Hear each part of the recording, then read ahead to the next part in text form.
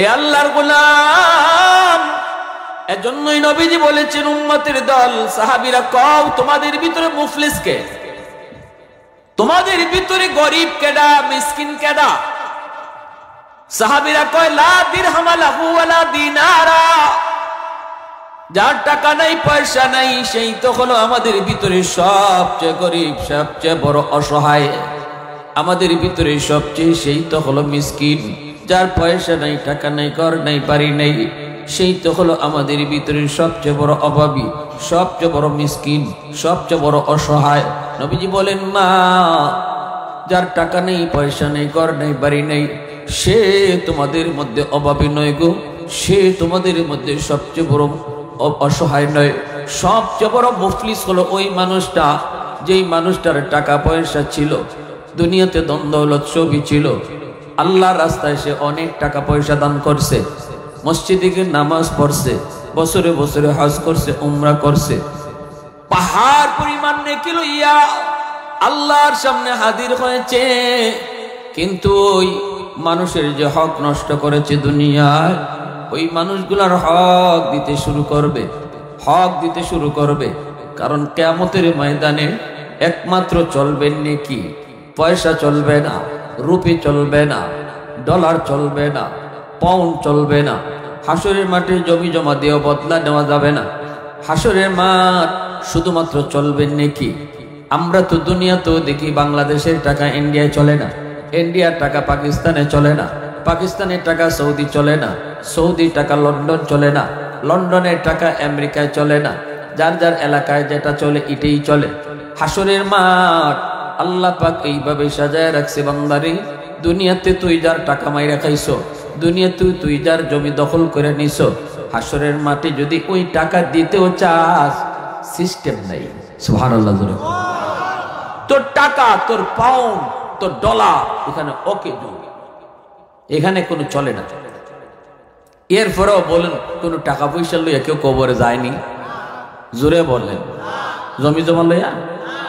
হ্যাঁ, 4 আঙ্গুল জমি দখল করে নিছো, আর রসুল বলেন 7 তবক জমিন তোমার গলাত আল্লাহ হাসরের মাঠে লটকাই দিব।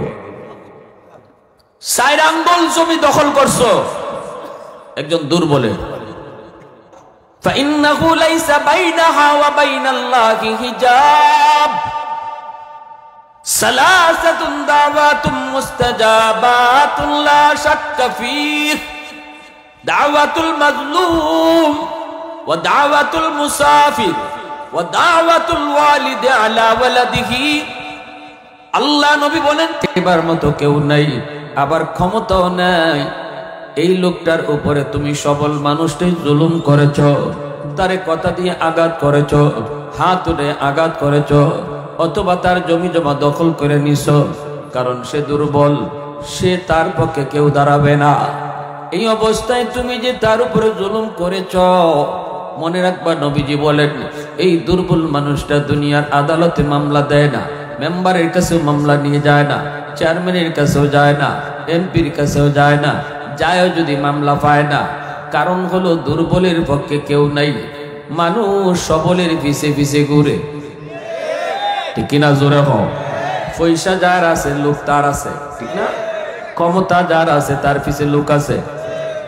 দুর্বলের পক্ষে কেউ নাই, দুর্বলের পক্ষে কথা কওরা কেউ নাই।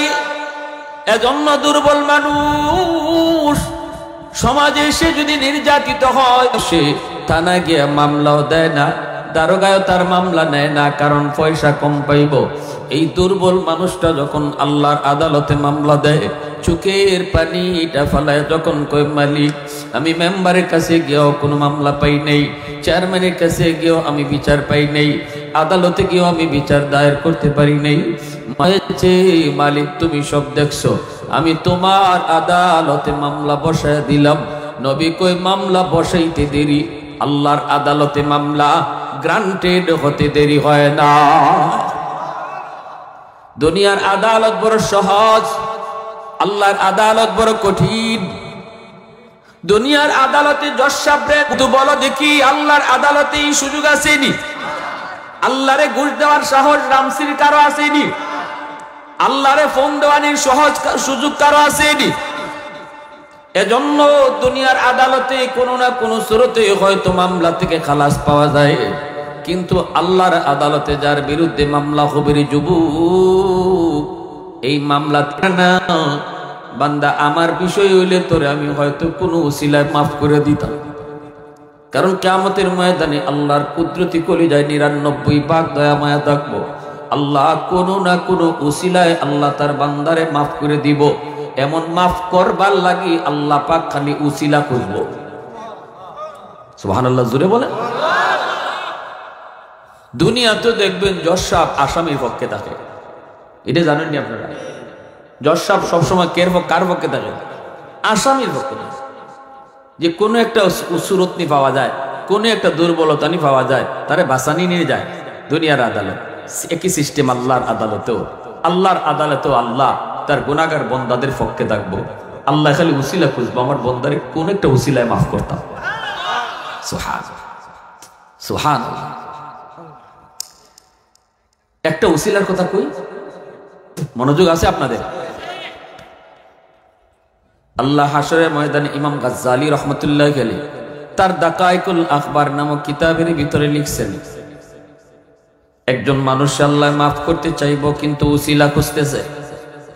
আল্লাহ উসিলা খুঁজতে গিয়ে কয়, বান্দা বল, দুনিয়াতে কোনো আলিমের মজলিসে তুই বসছিলি নি? এই উসিলাটা যদি আমি আল্লাহ পাই, আমি তোরে মাফ করে দিব। কইব না গো মালিক, মনে পড়ে না, রামশ্রী এলাকায় আমার বাড়ি ওয়াজ হয়েছে কিন্তু বইছি না। আল্লাহ তখনও রাগ করে না। সুবহানাল্লাহ। আল্লাহ তখনও রাগ করতেছেন এর উপরে। আল্লাহ কইব, বান্দা বল, কোন আলেমের সাথে জীবনে একদিন হইল খানা খাইছত নি? কইব না গো মালিক, মনে পড়ে না। তখন আল্লাহ রাগ করে না। আল্লাহ তখন কইব, বল, এমন কোন ঘরে তুই থাকছো কিনা যেই ঘরে আগে কোন আলেম কোনদিন ছিল? এই উসিলা পাইল, আমি তোরে মাফ করে দিব। তখনও কয় না গো মালিক, মনে পড়ে না। আল্লাহ পাক তখন কইব, বান্দা বল, তোর কোন সন্তানের নাম কোন আলেমের নামে নাম রাখছত নি? এই উসিলাটাও যদি আমি আল্লাহ পাই, আজ আমি তোরে মাফ করার সিদ্ধান্ত নিয়ে নিব। তখনও কই না গো মালিক, এই কামটাও করছি না, নাম রাখছি নিজের মতো নেই। কিন্তু জিগাও এমন কোন বন্ধু তার ছিল কিনা যেই বন্ধু আলেমদেরকে ভালোবাসতো? ইনডাইরেক্ট। এবার আল্লাহ চলে গেছে ইনডাইরেক্ট। ডাইরেক্ট সম্পর্ক প্রমাণিত হইছে না উলামায়ে কেরামের সাথে, দেখি একটু ঘুরায় নিয়ে সম্পর্ক প্রমাণিত হয়। আল্লাহ কয়, ফেরেশতারা, তখন আল্লাহ কইব, ফেরেশতারা, আমার বান্দা আমার নবীর নায়েব উলামায়ে কেরামের সাথে তার সম্পর্কটা একটু গুরাইয়া প্রমাণিত হইছে, ডাইরেক্ট না। যাও, এই উসিলায় আমি আল্লাহ হাসরের মাঠে তারে মাফ করে দিলাম। কোন না কোন সুরতে তোমাকে উসিলায় আল্লাহ মাফ করে দিব। কিন্তু যদি তুমি দুনিয়ায় ভাইয়ের হক নষ্ট করো, বোনের হক তুমি মাইরা খাও, প্রতিবেশীর হক নষ্ট করে খাও, যদি তুমি এরকম ভাবে দুনিয়াতে কোনো দুর্বলের হক নষ্ট করো, দুর্বলের হক মাইরা খাও, আল্লাহ পাক রব্বুল আলামিন কিয়ামতের ময়দানে বলবে, বান্দা, বিষয়টা আমার না, যদি আমার হইতো কোনো না কোনো উসিলায় তোরে মাফ করতাম। যেহেতু বিষয়টা আমার অমুক বান্দার, সে তোর সামনে বাদী হয়ে দাঁড়ায় আছে, মামলা দিছে আমার আদালতে, এবার ইনসাফের বিচার হবে আমার আদালতে। মামলা যেই দে আমি আল্লাহ তার বিচারই করি, আমি মুখ চিহ্নে বিচার করি না। দুনিয়ার আদালতে মুখ চিহ্নে বিচার হয়, দুনিয়ার সমাজেও মুখ চিহ্নে বিচার হয়। দুনিয়ার সমাজ, আজ সমাজ ব্যবস্থায় দেখা যায় গোষ্ঠী চিহ্নে বিচার হয়, দলের লোক দেখে বিচার হয় না? টেয়া খাইয়া বিচার আসেনি রামশ্রী?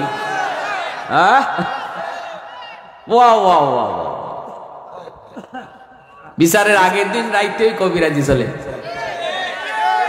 ঠিক না? 500 টাকা দিয়ে আইসে, কয় চাচা কালকে পয়েন্ট ধরাই দিও। চাচা পয়েন্ট মাথায় লয়ে ঘুরে, পয়েন্ট লয়ে লইয়া চাচা খায়, ঠিক না? পরের দিন বিচারে বইয়া চাচায় তার উল্টা মাতে, অন টেহা গেল কই 500, কেমনে কইতো মানুষের সামনে, শরম? কয় চাচা ফাঁসে ফাঁসে মানুষে যাতে না বুঝে চাচা কয় কি করবো তোর ফাঁসে ঠেলায় নেগা ধসে। মানে তুই যখন দিয়া গেছো তোমারে 500 এর পরে রাত্রে লই আইছে 1000, তে আমি ফাঁসের কথা কইব না 10-এর কথা কইব? ওই 10-এর কথা, এমন 10-এর কথা কয় না চাচা হল রেডি থেকো, চেঁচা আছে আল্লাহর দরবার আসেনি না নাই? ভালো করে বিচার আচার আল্লাহ সবরে দিয়ে করায় না, বিচার সবাই পারে না। আল্লাহ যারা বিচার করে এরার মাথার মধ্যে কিছু অতিরিক্ত জ্ঞান দেয়। এই যে অতিরিক্ত জ্ঞানটা আল্লাহ দিছে, এটা অতিরিক্ত নিয়ামত। এই নিয়ামতের হিসাবটা আল্লাহ করায় গন্ডায় নিব। তোরে যে আমি আল্লাহ বিচার আচার করার একটা আলাদা জ্ঞান দিছিলাম, এই নিয়ামতটা তুই কোন কাজে লাগাইছ ক, তখনই 5 আর 10 হিসাব হইব। ঠিক কিনা জোরে হোক?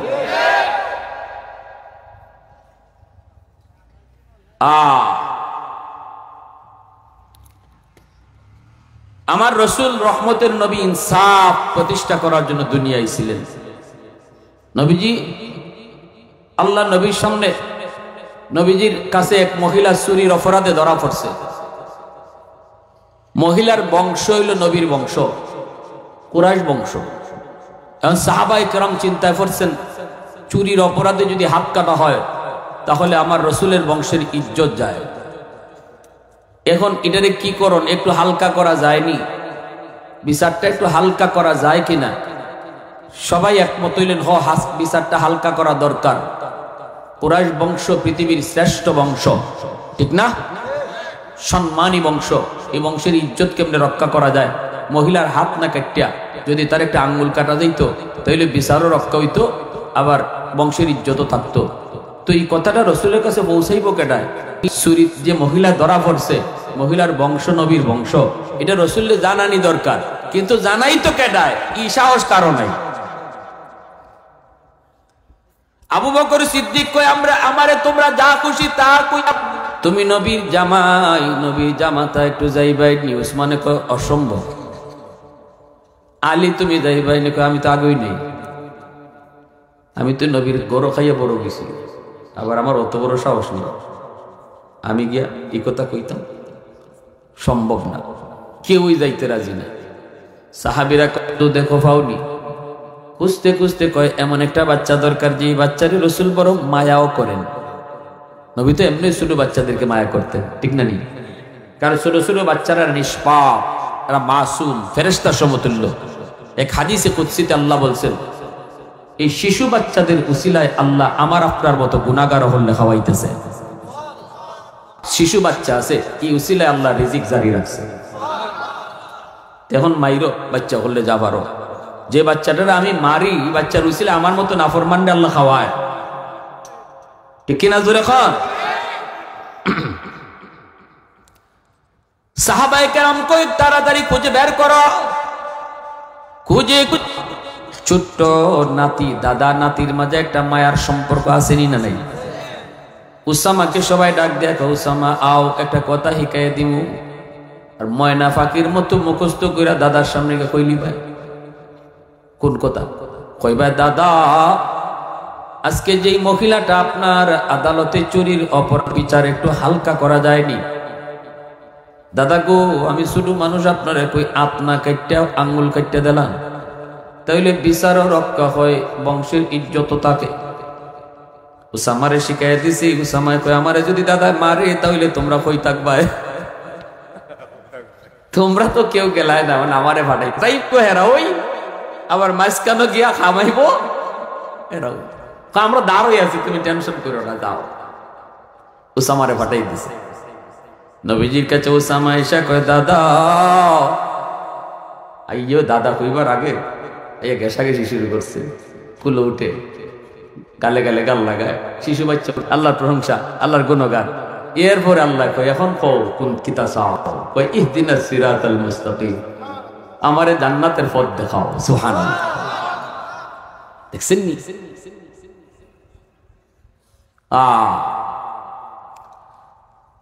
কিছু চাইতে হইলে, কিছু পাইতে হইলে কিছু দিতে হয়, ঠিক না? নি বাপ মার কাছ থেকে যদি আপনি দোয়া পাইতে হয়, তাইলে বাপ মার সাথে খারাপ আচরণ করলে দোয়া আইব কোনোদিন? বাপ মার সাথে ভালো আচরণ করলে তো দোয়াইব। আলেম ওলামার কাছ থেকে আপনি দোয়া নিতেন, বেয়াদবি করলে আইব? আলেমদের সাথে চললে, তাদেরকে সম্মান করলে দোয়াইব। উসামা যায় কয় দাদা, নবী কয় কিতা কইতে কইলাও? কয় দাদা, এই যে মহিলাটা চুরির অপরাধে ধরা পড়ছে, জানেননি তার বংশ কোনটা? নবীকে বংশ দিয়ে আমার কি দিত? চুরির যে ধরা পড়ছে, এ কোন বংশের? ছত্রী বংশের না সৈয়দ বংশের না হ্যাঁ লাট বংশের? এটা তো দেখার দরকার নেই।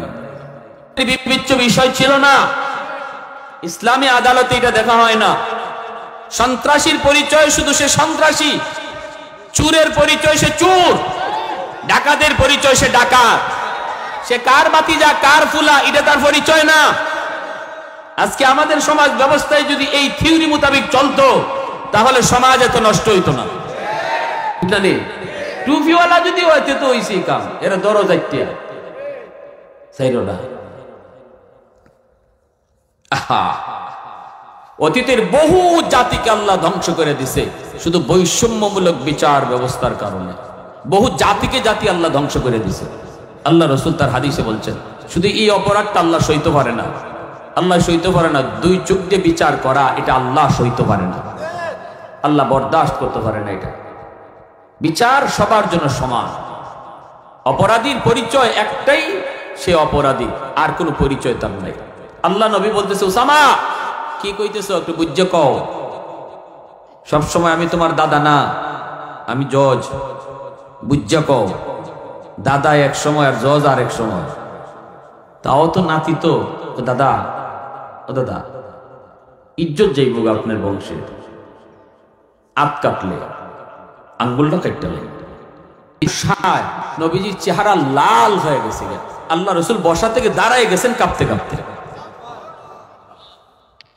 অথচ আদরের নাতি। আমার আপনার নবী, রহমতের নবী, দয়ার নবী জীবনে সহজে, এত সহজে রাগ করেন না। নবীজি এত সহজে রাগ হন না। নবীজি নিজের ব্যক্তির উপরে দাঁড়ানো মাত্রই সাহাবায়ে কেরাম বাপ বুঝা দৌড়ে আইছেন। আইয়ে ইয়া রাসূলুল্লাহ, শুধু মানুষ বুঝে না। আল্লাহ নবী কই, এটা আমার উসামার কথা না, এটা তোমরা শিখাই দিছো। এটা হিকাইন্না কথা। দুনিয়াতে ইনসাফ প্রতিষ্ঠা করার জন্য দুনিয়া পাঠাইছে। বৈষম্যমূলক বিচার ব্যবস্থা দূর করার জন্য আল্লাহ আমার দুনিয়া পাঠাইছে। আল্লাহ পাঠাইছে দুনিয়াতে ইনসাফ প্রতিষ্ঠা করতাম, সঠিক ন্যায় বিচার প্রতিষ্ঠা করার জন্য আল্লাহ আমাকে দুনিয়া পাঠাইছে। ভালো করে শুনো, শুধু আমার একটু জোরে কন্যা সুবহানাল্লাহ। ওয়াল্লাইলু মিফি জুলফি মুহাম্মদ কাতারান্নুম ওয়াশ-শামসু মিরখসারায়ে আহমদ কাতারান্নুম ওয়াল ফজর মিফি সুবহি রিসালাত কি বিশারাত ওয়াল আসর মিফি দৌরে নবুয়ত কি বিশারাত। আল্লাহ বরদাস্ত করে না রে যুবক। সমাজের দুর্বল মানুষের উপরে জুলুম করবা না, কারণ দুর্বল যদি আহ কয় আল্লাহর আরশটা কাঁপে ওঠে। আল্লাহ পাক রব্বুল আলামিন কয়, দুনিয়ার আদালতে যার বিচার নাই, আমি আল্লাহর আদালতে তার 100-এর 100 বিচার।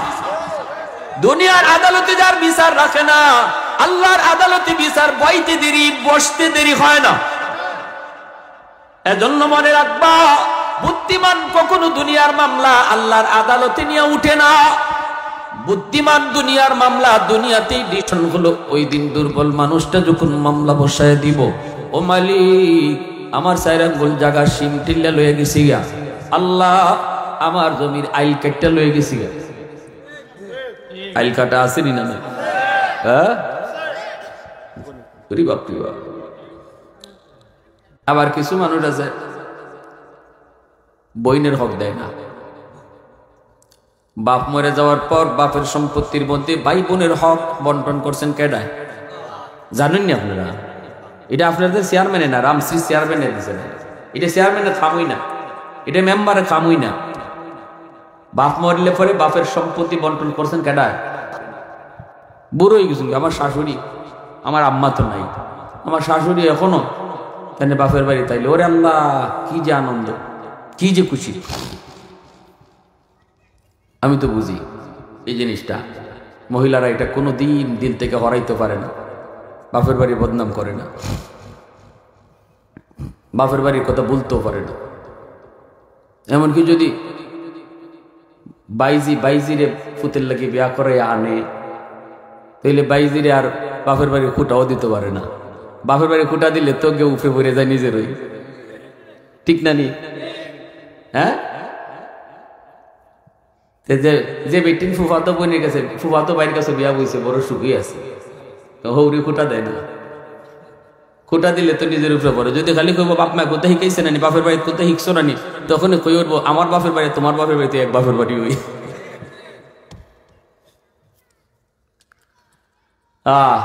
তো এখন দেয় না, কই আর আইতে না, তখন বোন ডরায় এখন, না ভাই ভাই আইতাম না, কি কোন ভাই আব্বা মরসুন কি হয়েছে ভাই, আমি কি বলতে পারবো আমার আব্বা বাপের বাড়ি বলতে পারবো? হয়তো তুই যে জমি লই যাবি গিয়া, অংশ লই যাবি, বেড়াইতে আইবি না? কয় ভাই আমার লাগতো না।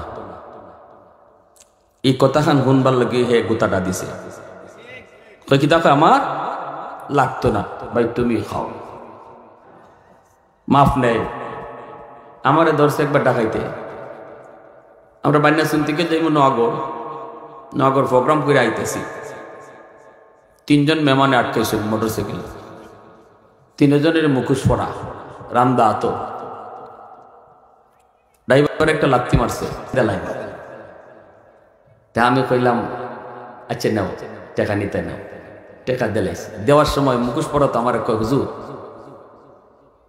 বদ্ধ দিয়েন না। ওই কি কয় বলে, হুজুর বদ্ধ দিয়েন না। না না না না, কি এর বদ্ধ? কত ওই যে বাপের বাড়ি তাইতে না, বেটি ডরাই, ঠিক আছে ভাই আমার লাগতো না ভাই, মন থেকে তোমার দিলাইছি, বাইরে দিলাইছে। আর এক যেতে ডাকাইতে ভাই আছে, হয় যত বিটিনতে বাপের বাড়ির সম্পদ নিছে, নেওয়ার লগে লগে বাপের কবর ফাটতে গেছিল, ওই দেখ কেমন ডর লাগায়। এখন মেয়েরা স্বাভাবিকভাবেই বাপের প্রতি দুর্বল থাকে, ঠিক না নি? মনে রাখবা এমন চেঁচাটা খাইবাই, চেঁচাটা কারে কয়? হাসরের মাঠে কেউ দেখবে বইনের মামলা। হাসরের মাঠে কার মামলা? জোরে কও। ওই হকুল ইবাদের মধ্যে, বন্দার হকের মধ্যে বইনের মামলাটা পড়ছে। আল্লাহ পাক রব্বুল মাফ করার জায়গা, মাফ নেওয়ার জায়গা ছিল দুনিয়ার জগৎ। দুনিয়াতে আমারে বাপের কবর ফাইটতে যাওয়ার ডর দেখাইছো, দুনিয়াতে আমার মেহমানদারির ডর দেখাইছো, দুনিয়াতে আমার এই সেই দেখায় বুঝ দিয়া দিছো। কিন্তু আল্লাহ দেব কার মামলা আছে? বউয়ের মামলা আছে। কয় এটা আবার কিসের মামলা? কই মোহরের টাকা না দেওয়ার মামলা। আমাদের সমাজে একটা প্রচলন আছে, মোহর শুধু কাগজে লেখলেই চলে, দেওয়ান লাগে না। দিবার ক্ষমতা নাই 1 লাখ, কিন্তু মোহর লেখে 10 লাখ। কেমন জমিদারের ফুতুইছে, বিয়া করবার সময় জমিদারের ফুতুই যায়। কিরে তুই 10 লাখ কেমনে লিখলি, দিবি কেমনে? কয় দেওয়ান লাগে না। কয়তে কি করলে চলে? কয় কাগজে লিখলেই চলে। কয় লেখলে তো হয় না, মাফনি সতনি। কয় বাসর করে লই লিছি। কয় কেমনে? মশারি থামাইছি না, চকির তলে বইয়া রইছে নতুন বউ। কয় কি গো স্বামী? ফালং আইতাই নানি। কয় না, কেমনে আইমু?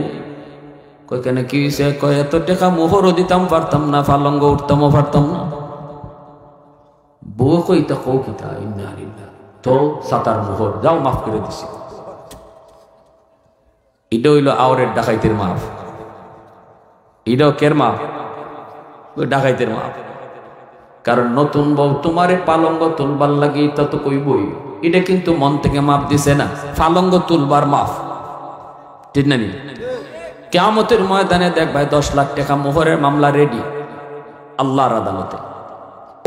ঈদে ঈদে তোমারে নতুন শাড়ি কিনে দিলাম, ও বিবি যখন যা চাইছো তোমারে তা আইনা দিছি, বিবি গো একটু মাফ করো, আটকে বললাম তো। বিবি তখন কইব কেডা তুমি? অত মায়া আমার কাছে নেই, অত মায়া নাই। কিয়ামতের মাঠে কেউ কাউরে মায়া দেখায় না। ইয়াউমা ইয়াফিরুল মারউ মিন আখিহি ওয়া উম্মিহি ওয়া আবিহি। হাতুল দুনিয়ার যেই মা দেখই তো আমারে আগে মারো তারপরে আমার ছেলেরে ধরো, ওই মা কিয়ামতের ময়দানে সন্তান বিপদে পইরা মার কাছে একটা নেকির জন্য আইবে। মা কইবে, কে গো তুমি? চিনি না, দুনিয়াতে আমার কোনো তোমার মতো সন্তান ছিলই না। কে তুমি? নিজে বাঁচত, কে কারে বিপদে ফালায়া নিজে বাঁচতে পারে সেই চিন্তায় হাসরের মাঠে সবার একই চিন্তা থাকবো, আল্লাহ আমারে বাঁচাও, আমারে বাঁচাও। কেউ কইতো না আল্লাহ আমার আম্মা কই, কেউ কইতো না আল্লাহ আমার আব্বা কই, কেউ কইতো না আল্লাহ আমার স্বামী কই। হাসরের মাঠে কেউ কাউরে খুঁজবে না রে যুবক। আজকে যে স্ত্রীর জন্য তুমি হারাম কামাই, আর আমার উপকার আইতো না, তুমি আমার সাহায্য করতো না, কয় না। ছোট ভাই পরে মাদ্রাসায়, বড় ভাই করে সুদের ব্যবসা। এইবার বড় ভাই কয় যা হর, ছোট ভাই কয় যদি তোমার বুঝে না পড়ে তাহলে দুনিয়ায় পরীক্ষা করে দেখো, বিপদে পড়লে তোমার পাশে কেডা খার হয়? কেমনে পরীক্ষা করবো? ছোট ভাই কয় চলো আমার সাথে, বট গাছের তলে তোমার লইয়া যাইমু, তুমি মরা মানুষের বাম ধরে পড়ে দেখো, এরপরে তোমার বাড়িতে লইয়া আইমু, তোমার লাশ বানাইয়া। আর তুমি লাশ, এরা জানবো সবাই তুমি লাশ, আর আমি জানি তুমি জিতা, তুমিও জানো তুমি জিতা। খালি কানটা খাড়া রাখ, একটু শুধু কানটা খাড়া কইরা শূন্য, যেমন কাজ তেমন কথা, যেমন কথা তেমন কাজ। লাশ নিয়ে আসছে কই আব্বা ভাইয়া তো বট গাছের লইয়া, বট গাছের নিচে গিয়া ওই ফইরা গেছে মাটি। কস কি কহ আব্বা ভাই তো নাই, বাপ আইছে, দৌড় দিয়ে গেছে, গিয়া আবার আইছে দৌড় দিয়া, ফিরতে কয় আব্বা মুফতি সাহেব হুজুরে, জিন হুজুরে একটা দোয়া শিখাইয়া দিছে, ভাই মরছে না, দম বুঝে আটকা রইছে, এই একটা ফু শিখাই দিছে, ফু, এই ফুটা যদি আমি ভাইয়ারে দেই সাথে সাথে ভাইয়ের দম ফিরে আইব। বাপে কয় বাবা দেরি করিস না, তাড়াতাড়ি ফু দে, আমার ফু তুই আমারে দে। কেমনে? কই জিন হুজুরে ফু শিখাই দিছে, ফু দম আটকে রইছে, তাড়াতাড়ি দেও।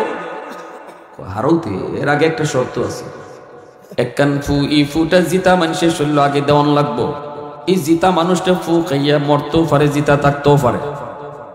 এরপরে যদি বাইরে ফু দেই ভাই 100% জিতা হইব। জিন হুজুরে কই দিছে, আব্বারে কইছিলাম ফুটা লইব নি, আব্বাই ফু লয় না। ও বাবি তুমি তো আমার ভাইয়ের জানের জান, ফরানের ফরান, ঈদে ঈদে শাড়ি দিছে, অলংকার দিছে, এই বাইটারে বাঁচাইবার লাগে